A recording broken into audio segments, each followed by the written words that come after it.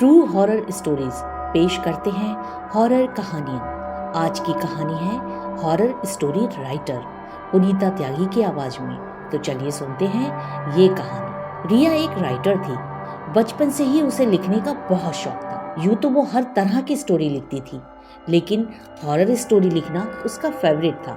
जब भी वो हॉरर स्टोरी लिखती थी तो हमेशा अपने कमरे में अंधेरा कर लेती थी।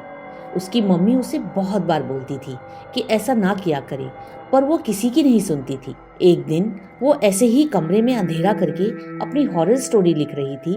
तभी उसकी मम्मी वहां आई और लाइट जलाते हुए बोली, कितनी बार बोला है मैंने तुझे, ये लाइट बंद करके काम मत किया कर, तुझे समझ नहीं आता है।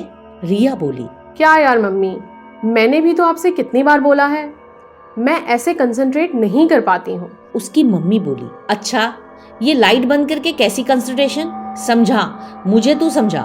रिया बोली, मम्मी देखो, कुछ भी लिखने के लिए सबसे इम्पोर्टेंट है उसे फील करना। जब तक हम उसे फील नहीं करेंगे तब तक कुछ अच्छा नहीं लिख पाएंगे। जाओ, अब आप मुझे मेरी स्टोरी कंप्लीट करने दो, और हाँ, जाते वक्त लाइट ऑफ करती चली जाना। रिया की मम्मी गुस्से में वहाँ से चली गई और जाते जाते बोली, इस लड़की से तो कुछ बोलना ही बेकार है, मत सुन मेरी बात, जब कुछ गलत होगा ना तो खुद पछताएगी।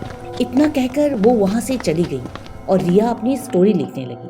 अगले हफ्ते रिया के रिलेटिव्स के यहाँ शादी थी। रिया के मम्मी पापा जाने के लिए तैयार हो गए थे। तभी रिया की मम्मी रिया के कमरे में गई। रिया आराम से फोन चला रही थी। तभी उसकी मम्मी ने उससे पूछा, अरे लड़की, तू अभी तक तैयार नहीं हुई? चल जल्दी से तैयार हो जा, वरना तेरे पापा गुस्सा करेंगे। रिया बोली, नहीं मम्मी, मुझे नहीं जाना, मुझे बहुत सारी स्टोरीज लिखनी है, आज बहुत अर्जेंट है, आप लोग चले जाओ, मुझे वैसे भी ये शादियां वादियां नहीं पसंद। उसकी मम्मी गुस्से में बोली, हाँ हाँ, तुझे तो तेरी भूतिया कहानियां पसंद है ना, इतना मत इन्वॉल्व हो इन सब में, वरना एक दिन सचमुच का भूत तेरे सामने आ जाएगा ना, मत सुन, रह यहीं रह। इतना बोलकर वो और रिया के पापा शादी में चले गए। रिया खुश होते हुए बोली, आज स्टोरी लिखने में मजा आएगा। इतना कहकर वो अपना कमरा और लाइट बंद करके स्टोरी लिखने बैठ गई और सोचते हुए बोली, आज किसकी स्टोरी लिखूं, आज किसको भूत बनाऊं?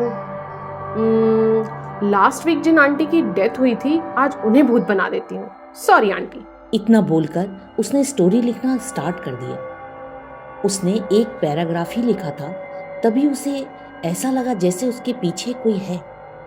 उसे ध्यान नहीं दिया और अपने काम में लग गई।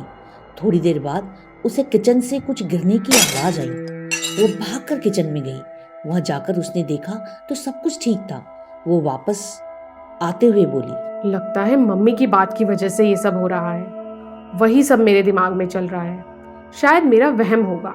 वो जैसे ही कमरे में गई, उसने देखा उसके टेबल पर कोई औरत बैठी है और वो जोर जोर से हिल रही है। उसे देखकर वो डर गई और डरते डरते बोली, कौन है वहाँ? जब वहाँ कोई रिस्पॉन्स नहीं आया तो उसने फिर से पूछा, कौन है? मैंने पूछा, कौन है वहाँ? इतना सुनते ही वो औरत पलटी और उसे देखते ही रिया की बोलती बंद हो गई, मानो उसकी सांसें अटक गई हों। वो औरत बोली, बहुत शौक है ना तुझे भूत की कहानी लिखने का? ले देख, भूत खड़ा है तेरे सामने, लिख अब।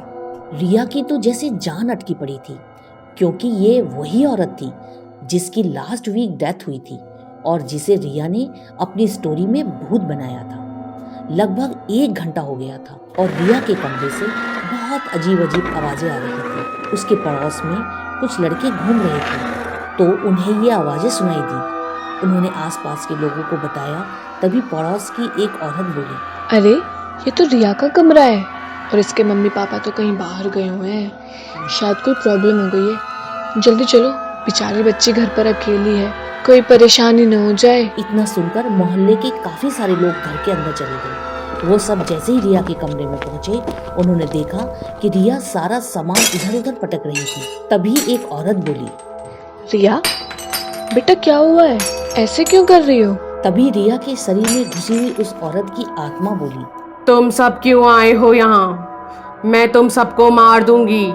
जब मैं उस दिन तुम सबके सामने चीख चीख कर अपनी जिंदगी की भीख मांग रही थी, तुम्हारे सामने ही मेरे पति ने पीट पीट कर मुझे मार दिया था ना, तब तो तुम में से कोई नहीं आया मुझे बचाने।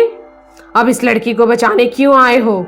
तभी वो औरत आसपास खड़े लोगों से बोली, अरे ये तो शांति है, लगता है इसकी आत्मा को शांति नहीं मिली है, ये शायद रिया के शरीर में आ गई है।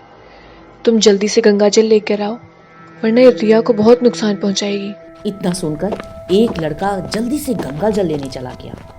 तभी वो औरत उस आत्मा से बोली ताकि उसका ध्यान भटके, शांति, तेरे साथ जो भी हुआ बहुत गलत हुआ, पर इसमें इस बेचारी रिया की क्या गलती है? इसको तो छोड़ दे, इसने तेरा क्या बिगाड़ा है, जाने दे इसे। तब वो आत्मा बोली, इसे भूत की कहानी लिखने का बहुत शौक है ना? आज इसने अपनी कहानी में मुझे भूत बना दिया था, इसलिए अब मैं इसे मार दूंगी, और अगर तुम में से कोई आगे आया तो मैं तुम सबको मार दूंगी। शांति की बात सुनकर वहां खड़े सब लोग डर गए। तभी वो लड़का गंगा जल लेकर आया और उस औरत ने जल्दी से वो गंगा जल रिया के ऊपर छिड़क दिया। शांति की आत्मा रिया के शरीर से निकल गई। वो सब लोग पूरी रात रिया के पास ही रहे। सुबह होते ही सबसे पहले शांति की आत्मा की शांति के लिए पूजा कराई गई। रिया के मम्मी पापा भी शादी से आ चुके थे। उन्होंने सभी पड़ोस वालों को थैंक यू बोला। उस रात के हादसे के बाद रिया बहुत डर गई थी और उसने हॉरर स्टोरी लिखना बंद कर दिया था।